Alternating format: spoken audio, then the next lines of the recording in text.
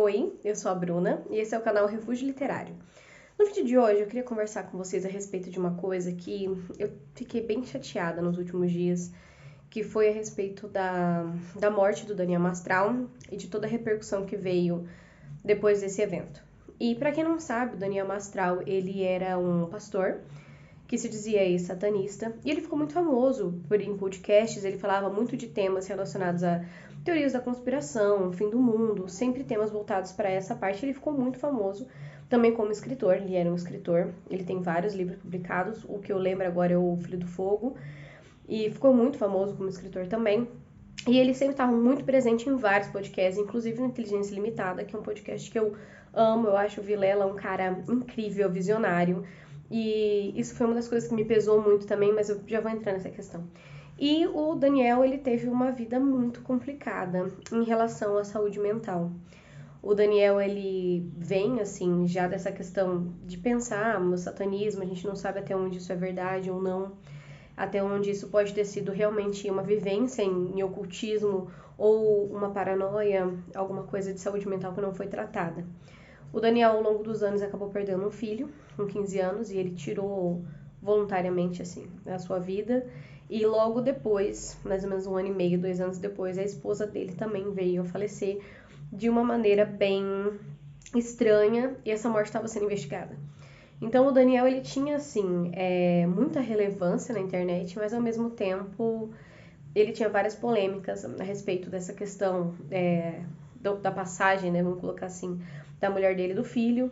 E ele tinha muitas polêmicas também em relação a que ele falava muito sobre o fim do mundo, sobre ordens, enfim.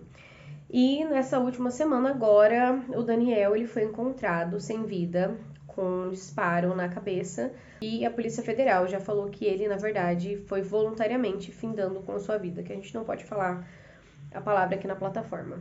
E isso me incomodou muito, óbvio, eu fiquei muito triste como ser humano, porque eu acho que a gente vê a vida de uma pessoa assim que tinha tudo pela frente, ele tinha 57 anos, então ele era super novo, tava com um filho, bebê agora, né, um novo casamento, a gente vê a vida de uma pessoa passar e isso é muito triste por si só.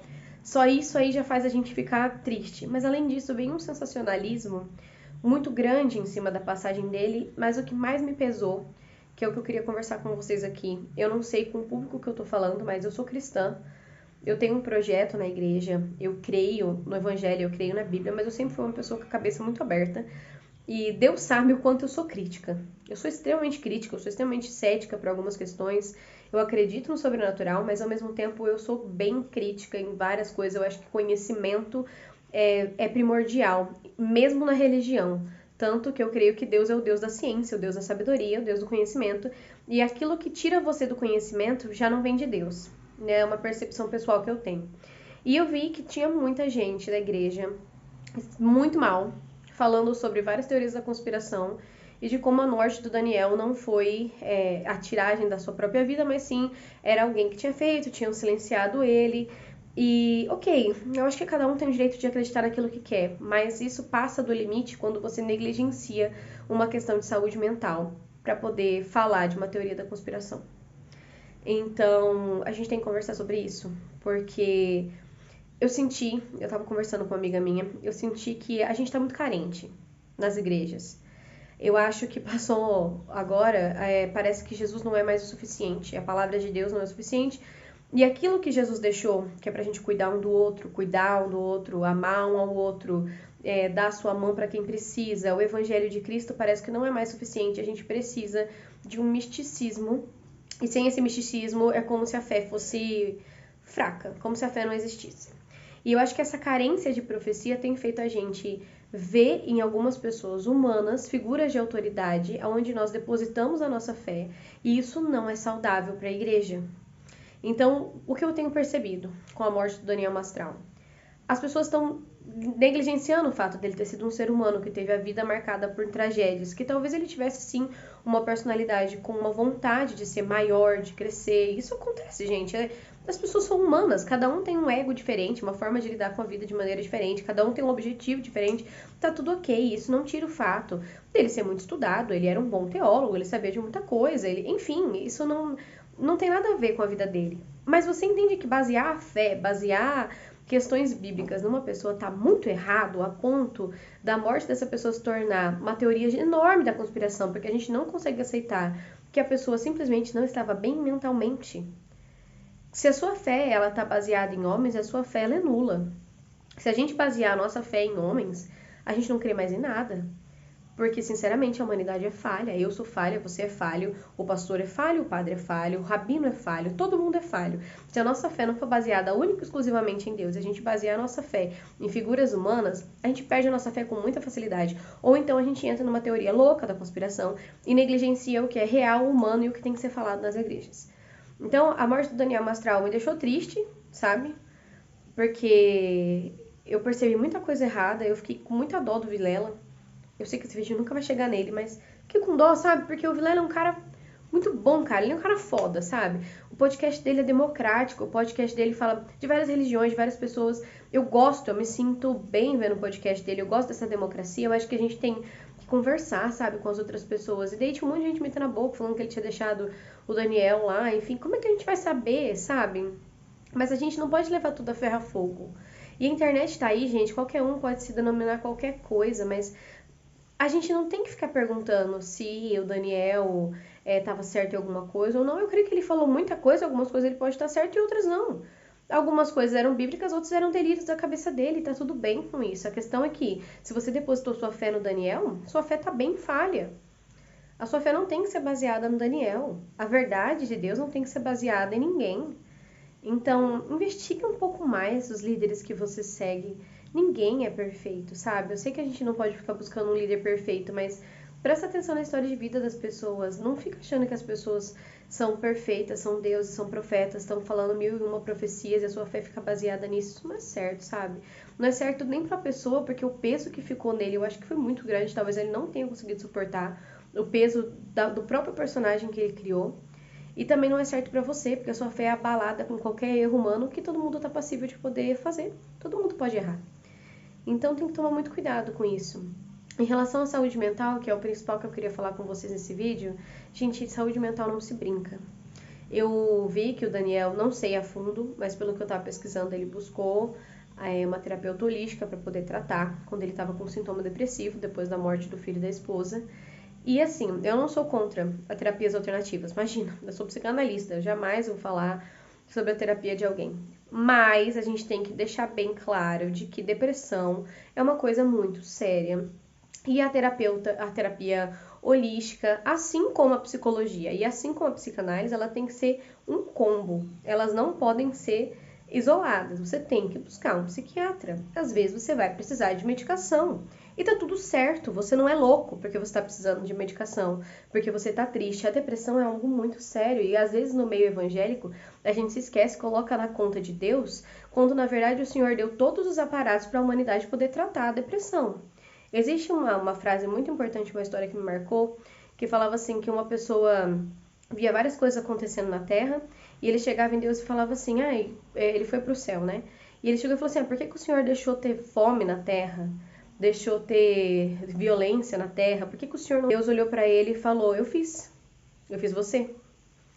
Então, assim, sair desse misticismo gospel, sabe? Nem tudo se resolve com oração.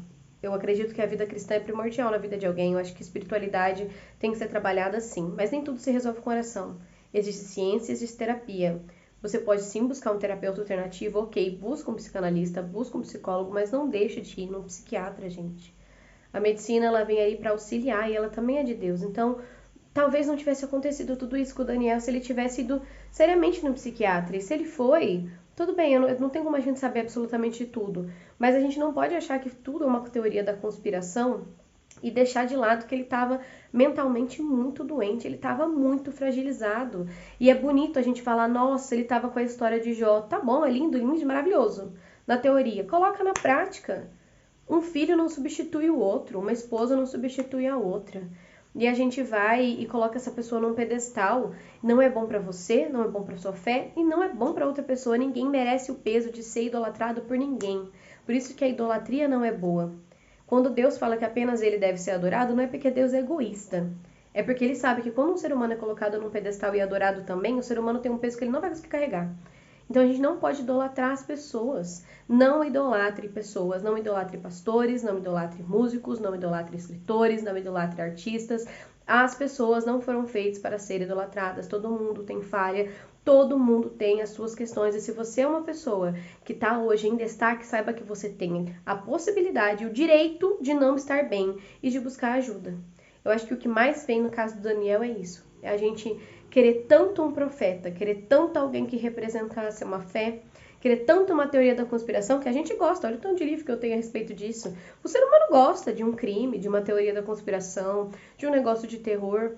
Só que a gente tem que lembrar que na Bíblia fala especificamente sobre o fim do mundo, que era o que o Daniel mais falava, que nem os anjos sabem quando o mundo vai acabar. Como uma pessoa é capaz de saber? Então, não maneirar, sabe?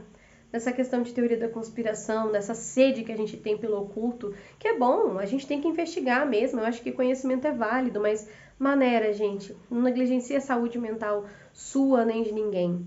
Deus, ele fez as pessoas para serem ajudadas umas pelas outras. Busque um psicólogo, um psicanalista, busque um psiquiatra.